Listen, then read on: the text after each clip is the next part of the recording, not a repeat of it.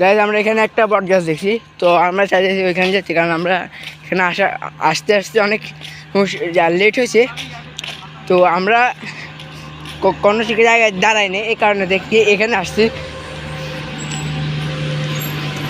বট গাছটাও অনেক সুন্দর।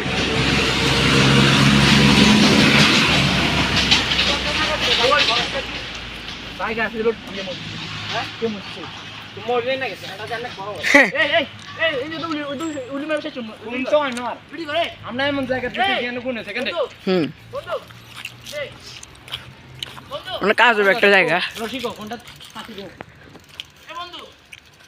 অনেক সুন্দর, নাইস একটা জায়গা মনে হয়। দেখায়